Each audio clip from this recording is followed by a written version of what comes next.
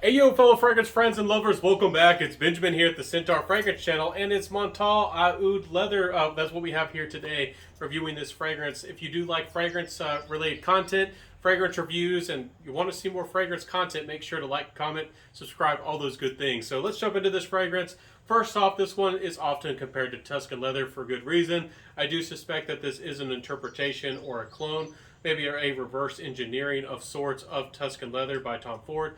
Very popular fragrance for good reasons. The original Tom Ford fragrance is full-bodied. It has a dark leather and that beautiful, cherry note that everybody's so familiar with. But it's rugged. It's full-bodied. It has some oud. It has a little bit of animalics. It has a very dense, again, woody, leathery, confident, maybe domineering to some people aspect to the fragrance. This one, Aoud Leather, I think they were intending to make this a little bit more wearable for maybe an everyday situation. So again, there is leather here. I do think that is a big component of the fragrance. There's cardamom and there's ambergris. I don't get a lot of the ambergris as far as the saltiness goes, but I do get some of that muskiness. I do get a nice full-bodied musk. Again, there is saffron, but it doesn't go overtly soapy with like a rose in the background. Honestly, this is one of the Montales that has very little or maybe none of the rose that some Montales have a big blast of it, and they're dominated by this soapy rose, Bulgarian rose as they like to call it, definitely synthetic. This fragrance, though, I really like it. Again, I'm a big sucker for saffron, big fan. I love the spicy, deeper, smoother cardamom here. I don't get a lot of the cherry, honestly. This fragrance reminds me more of like a dried froze strawberry, or maybe a mix of strawberries and raspberry. I think I might have said Tuscan Leather's about cherry. It's raspberry. I might have misspoken there. Anyways, this fragrance here, Aoud Leather, really is nice. I really like what this fragrance does. It's not exactly citrusy or transparent or super, super versatile maybe for some people, but it does make a very nice, more wearable, in my opinion, interpretation of Tuscan Leather.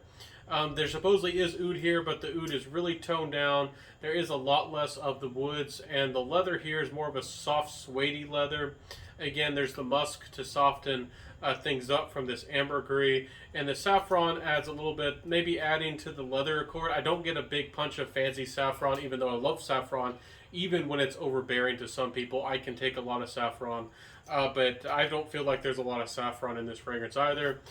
So this is kind of like more of a different Montale. I feel that this fragrance, I think, is trying to, kind of maybe try to be really appealing and likable to anybody and everybody.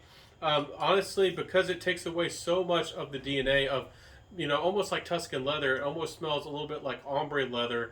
With a little, almost the opening, like you sprayed on 2 sprays of ombre leather by Tom Ford, and then you put on like 1 spray of Tuscan Leather, and that's how this fragrance kind of feels. It feels like a little bit almost of the mix of the two. Now for me, we are going to switch talking from this fragrance to ombre leather really quick for a second. This fragrance, I do like it better than ombre leather, especially for the value, for when you can get this one for great deals, $80 or less out there, if you find it. And if you are looking for ombre leather, but you would maybe you would like a little bit of that sweetness, but not too much sweetness.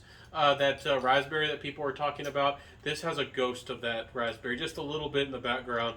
And I do think that this would be a great alternative and much more affordable and a great value for the money, compared to ombre leather. And honestly, I got this fragrance hoping that it might do that possibly, and it did do that. And I'm very happy that this is really my alternative and really going to do the magic for me.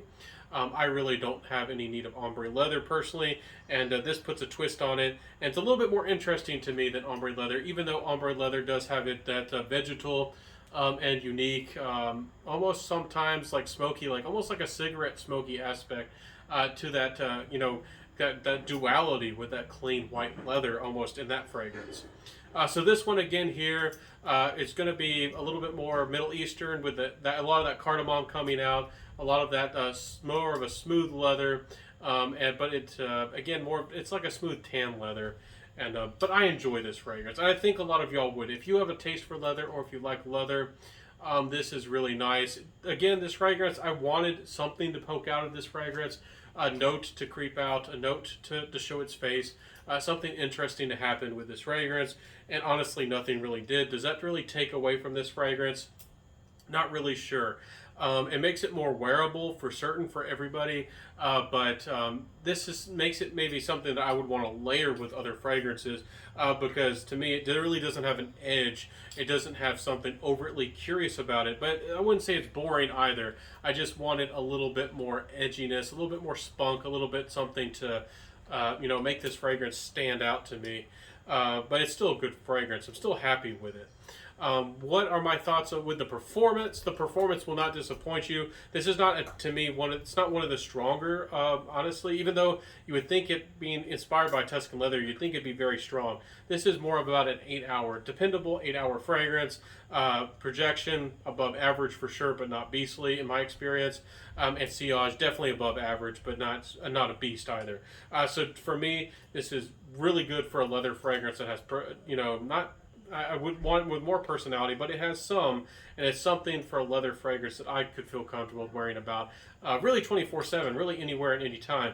And when I feel the urge for leather during a day, an everyday situation, out and about, going about town, maybe getting some groceries or something like that, this is something that I could reach for and be happy with it, knowing that even though, I don't know, I'm a weird person who wants weird leather fragrances sometimes, this one's not going to be strange to really anybody. So compliment factor wise, leather in my experience, it really depends on your personality, how you carry yourself and how you act and talk and all that. But leather can work for you if you have you have some confidence and you put yourself forward. It can get people interested. Not everybody wears leather fragrances. Not everybody's too familiar with them. But it is something that people have, at least they know of the new car leather smell, and it is something that a lot of people know and like. And there is something that can be sensual about leather. There is something that can be something attractive about leather. So it can work for you. And again, you could layer this up and have a great time with that. But this, it works on its own. I would encourage you to go lighter on the sprays, even though I said this is about 8 hours. It's not the strongest Montale. I think subtlety with this fragrance would work in your favor. I wouldn't do more than 4 or 5 sprays with this. Some people might say 3.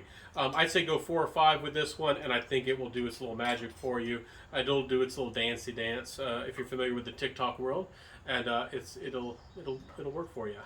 So what are my final thoughts with this fragrance? Again, you can get this one. It's starting to creep down in price a little bit. For some reason, this one, I don't think it's really too new, or it's not one of the newest ones, but it doesn't seem to be going really cheap compared to some of the other ones. I've seen some Montales that are maybe less popular or less desirable for $50 odd, but this one sometimes hovers around the 100. So if you can get this one for 70, 80 bucks, and if you do like all things Tuscan leather inspired, if you're a sucker for that type of DNA, you might just like this one. So that's all I really have to say.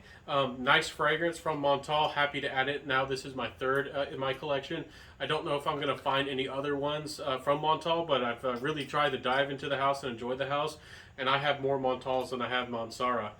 So that says something to, I guess, to my taste or my interest in fragrances. So I'll see you in the next fragrance review. I hope that you enjoyed this one. Let me know what you think about it, how it sounds. Do you like Montale? And again, if you like fragrance-related content, exploring the world of fragrance, make sure you come back. I upload Mondays, Wednesdays, and Fridays.